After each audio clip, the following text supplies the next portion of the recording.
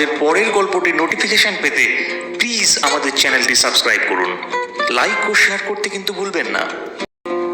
আজ আপনাদের জন্য রয়েছে উৎপল সেনগুপ্তর লেখা হাসির গল্প খিচুড়ি। তাহলে চেটেপুটে খেয়ে নিন আমাদের আজকের কাহিনী খিচুড়ি।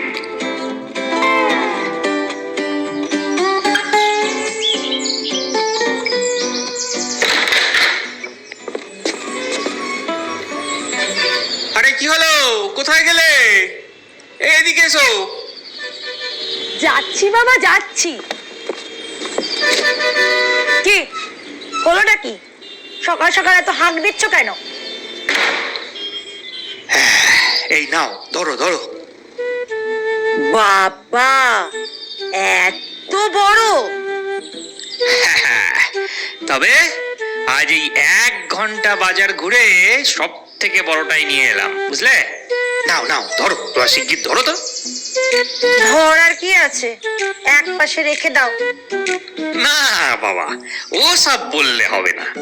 এক পাশে রাখার জন্য তো আমি আনিনি। হ্যাঁ, এটা তোমাকেই হাতেই ধরতে হবে। ও বাবা, এ তো 3 কিলো ওজন হবে। তা আমাকে হঠাৎ ধরতে বলছো কেন? আগে তো ধরো, তারপর সব বলছি। আচ্ছা, দাও দাও। উহ, কি ভারী গো। ভারী তো হবে, অনেক খুঁজে খুঁজে নিয়ে এলাম তোমার হাতে ধরাবো বলে। আমার হাতে ধরানোর কারণটা তো ঠিক বুঝলাম না। আর বুঝবে কেন, উত্তাই স্মৃতি, মাথায় তো কিছুই থাকে না। এই বলো আর এই ভুলে যাও। এবার আর ভুলে গেলে কিন্তু চলবে না। কি বললাম? কাল রাতে কি বলেছো মনে করো? একটু চেষ্টা করো, ঠিক বুঝতে পারবে। কি বলেছি রে বাবা? আমার তো তেমন কিছুই মাথায় আসছে না। বললে তো তুমি একদম রোমান্টিক না, কোনোদিন একটা ফুল পর্যন্ত হাতে তুলে দাওনি। অমুক কত রোমান্টিক। হ্যাঁ, কি বলেছো কি না? ঠিক করে মনে করো। সে তো বলেছি। ওই কথার জন্যই আজ নিয়ে চলে এলাম, একদম টাটকা। তাই বলে এই ফুলকপি? হ্যাঁ, ফুলকপি হাতেও তুলে দিলাম, আর বদনামটাও বুঝলো, আর টাকারও অপচয় হলো না। রোজ রোজ এই এক ঘ্যান ঘ্যান আমার আর ভালো লাগে না, বুঝলে? টাকার অপচয় মানে? টাকা দিয়ে গোলাপ এনে দিলে ওটা কোনো কাজে লাগতো? আর এইটা যে ফুল, সেটা তো তুমি অস্বীকার করতে পারবে না। আর ভুলেও ওসব যেন বলো না কোনোদিন। তুমি না একটা জাতা। এখন এত বড় ফুলকপি দিয়ে কি করব সেটা বলো। মানে বলছি কি, ফুলকপি দিয়ে একটু খিচুড়ি করো, সঙ্গে ছোট ছোট করে কাটা আলু ফুলকপি ভাজা। জমে যাবে একেবারে। শখ কত! আমি রান্না করব আর উনি বসে বসে শুধু খাবে। সে হবে না, আমার কাজে সাহায্য করতে হবে। হ্যাঁ নিশ্চয়ই, আমি তো সেই জন্যই আছি।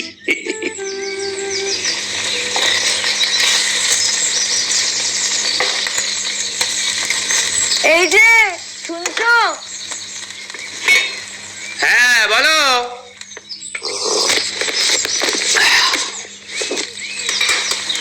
এই খিচুড়িটা গ্যাসে বসানো রইলো, আমি চান করতে যাচ্ছি।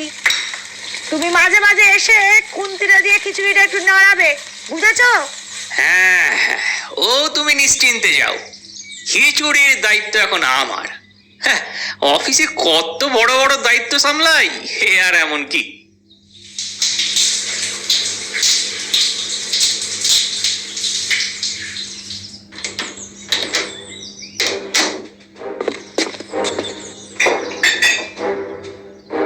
এ বাবা, জানতাম এটাই হবে। উফ, তলাটা একেবারে ধরে গেছে, পুরা গন্ধ বেরোচ্ছে। দেখো, তুমি যেমন বলেছো আমি কিন্তু তেমনই করেছি। এখন ধরে গেলে আমি কি করব? আমি বলেছিলাম ভালো করে খুন্তি দিয়ে নাড়তে, সেটা করলে এমন অবস্থা হয়? একটা কাজও ঠিক মতো করতে পারো না। আরে তুমি বলার পর থেকে আমি থামিনি, নেড়েই গেছি। তবু যদি ধরে যায় তো আমি কি করব? এই, ফালতু কথা বলবে না একদম। হাত পাখা ঘোরানোর মতো ওপর ওপর হালকা চালে নাড়লে চলে? তলাটা নাড়ইনি, তাই এই অবস্থা হয়েছে। তলাটা যে নাড়তে হবে সেটা কিন্তু তুমি বলোনি। সব কি হাতে ধরে শেখাতে হবে? উফ, একটা সাধারণ বুদ্ধিও নেই। সরো সরো, এখন দেখি কি করা যায়। এই এই কি বললে, কি বললে? আমার বুদ্ধি নেই? হ্যাঁ, আর যত বুদ্ধি তোমার। শুধু শুধু মাথা গরম করবে না বলে দিচ্ছি। ওই একটাই তো পারো মাথা গরম করতে, এছাড়া তো কোনো হোমেও লাগো না, যজ্ঞেও লাগো না। ও, এতদিনে বুঝলাম আমার বুদ্ধি শুদ্ধি কিচ্ছু নেই, কেবল এই মদনখানা দেখে কোম্পানি অতগুলো করে নোট গুনে গুনে দেয়। হ্যাঁ, সে কি দেয় না দেয় তা তুমিই জানো। আমাকে কোনোদিন বলেছো না আমি জানতে গেছি? বলতে হবে কেন? প্রায় তো পকেট থেকে টাকা সরাচ্ছ। যখন ওসব দেখেও কিছু বলি না তখন বোঝো না?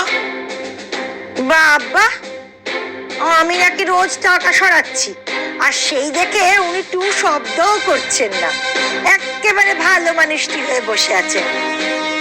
তা কবে কবে টাকা সরিয়েছি একটু বলবে? প্রায়শই তো খেয়াল করছি। ইস, কি মিথ্যে কথা বলতে পারে! কত ইচ্ছে ছিল টাকা জমিয়ে জমিয়ে একটা কানের গড়াবো, তাই সেদিন মাত্র 200 টাকা নিয়েছি। অমনি খোলা দিচ্ছে। থাক, আমি আর গড়াবো না, ফেরত দিচ্ছি তোমার টাকা। আরে বাবা, আমি কি তাই বলেছি? তুমি তো আমাকে বলেই নিতে পারতে। বাবা, এ তো দেখছি দানবীর। আজ এতগুলো বছর বিয়ে হয়েছে, কোনোদিন একটা কিছু শাড়ি বা অন্য কিছু হাতে করে নিয়ে এসেছো? উল্টে আমার জমানো টাকা ধার বলে নিয়ে আর দাওনি। আরে বাবা, আমার টাকাই তো তোমার টাকা। ও, এক পয়সা ফাদার মাদার, তার আবার বড় বড় কথা। মুখেই খালি ভাষণ। শোনো, ভাষণে দেশ চলে, দেশ, সংসার চলে না, বুঝলে? ইস, তলাটা একদম ধরে গেছে গো। আমারই ভুল হয়েছে, না বুঝেই তোমাকে দেখতে বলেছি। যদি বেশি ধরে থাকে তাহলে আবার বানাও। কি? আবার বানাও? বলে দিয়েই তুমি খালাস না? সারাদিন খেটে খেটে মরছি আমি। আমি যেন ওনার ক্রীড়া গোলাম। খেলে খাবে, না খেলে না খাবে। আমি আর পারবো না, এই বলে দিলুম। মনে হচ্ছে এ বাড়িতে জীবনে প্রথমেই কাণ্ডটা ঘটলো, এর আগে কোনোদিন যেন ঘটেনি। এই তো পরশুদিনই সিরিয়াল দেখতে দেখতে তরকারিটা পুড়িয়ে ফেললে। কই, সেদিন তো এমন কথা বলনি, নিজের দোষে বলে নাকি? তারপর দেখলাম আবার চুপচাপ বানালে, ভাবলে কেউ টের পায়নি। আমার কিন্তু সব দিকে নজর আছে। তোমার যে কুনজর তা আমি জানি। শোনো, সেদিনের সেইটা ছিল আলু চচ্চড়ি। একটু অসাবধান হলেই আলু চচ্চড়ি পুড়ে যায়। আলু চচ্চড়ি পোড়েনি এমন বাড়ি দেখাতে পারবে? আলু চচ্চড়ি বসিয়ে একটু এদিক ওদিক করলেই ফস করে পুড়ে যায়। আলু চচ্চড়িতে কি বারুদ থাকে নাকি যে ফস করে পুড়ে যায়? আমাকে বোকা বানাচ্ছো? হ্যাঁ, দাঁত বার করে হাসবে না তো। সব সময় তোমার ওই দাঁত বার করা একদম ভালো লাগে না। এখন আমি কি করব সেই চিন্তায় মরছি, আর উনি হাসছেন। চিন্তা করে আর লাভ নেই, ওটাকে ওই আলু চচ্চড়ি মনে করে ফেলে দিয়ে আর একবার বান। আমি পারবো না। যাও বা বানাতাম, তাও বানাবো না। দরকার হলে জল মুড়ি খেয়ে শুয়ে পড়বো। আচ্ছা বাবা, ভুলটা আমারই হয়েছে, মানছি এটা, ওকে। এই বর্ষায় ভাবলাম একটু জমিয়ে খিচুড়ি খাবো, সেটা আবার হলো না। ঠিক আছে ঠিক আছে, এখন সরো, দেখছি কি করা যায়। বললাম না, যে যাতে এক্সপার্ট তার তাই করা উচিত। কিছু বললে? কই না তো। এখানে হা করে দাঁড়িয়ে থেকো না, যাও দেখছি কি করা যায়। যত সব।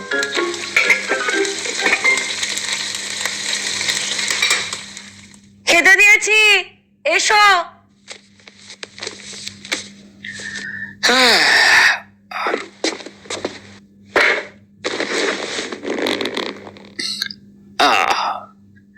আরে এটা তো সেই খিচুড়িটা, তুমি তো বললে পুড়ে গেছে। সে আমি ম্যানেজ করে দিয়েছি, এখন খেয়ে বলো কেমন লাগছে। আরে বাস, দারুণ দারুণ, এ তো পুরো ইপাং উপাং ঝপাং হয়েছে। সত্যি বলছো? একদম সত্যি বলছি। যাক বাবা, এতদিনে তোমার মুখে প্রশংসা শুনলাম। যা খুঁতখুঁতে লোক তুমি। যাই করি, যেভাবেই করি, যত মন দিয়েই করি, এটা হয়নি ওটা ঠিক হয়নি বলা চাই। অনেক দিনের পর একটু ভালো বলেছো। দেখো, ভালো হলে ভালো তো বলতেই হবে, তাই না? তোমার এই নিরলস কর্মকাণ্ডকে খারাপ বলি কি করে? বললে আমার মুখে তো পোকা পড়বে। ধুর বাবা, কি যাতা বলছো। তবে আজ কিন্তু একদম মন দিয়ে করেছি।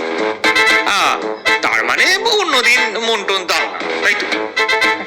না না, সেটা না, আসলে একটা করতে করতে অন্য কাজ পড়ে যায় তো, তাই আজ ঠিক করেছিলাম সবকিছু ছেড়ে এটাই করব।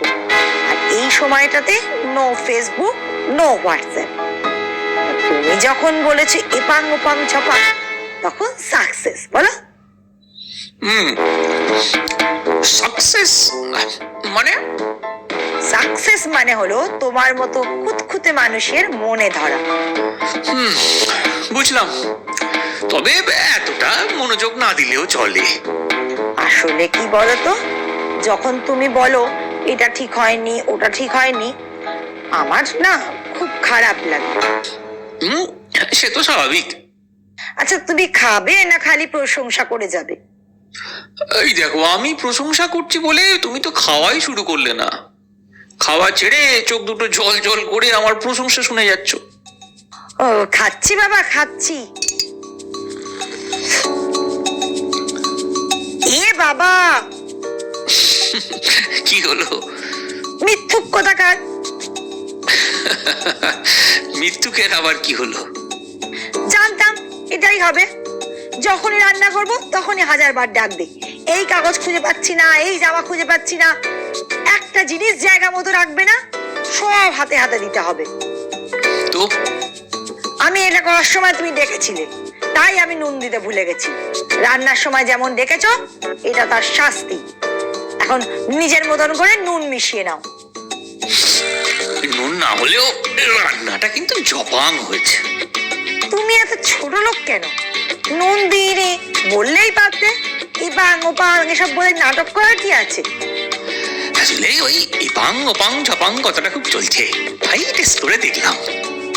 ফালতু অসভ্য বর্বর লোক কোথাকার। এতক্ষণ শুনছিলেন আজকের গল্প খিচুড়ি। আমাদের পরিবেশনা ভালো লেগে থাকলে প্লিজ ভিডিওটি লাইক করুন, শেয়ার করুন, আর কমেন্ট বক্সে অবশ্যই লিখে জানান আপনার অভিজ্ঞতা। সাবস্ক্রাইব করতে কিন্তু ভুলবেন না।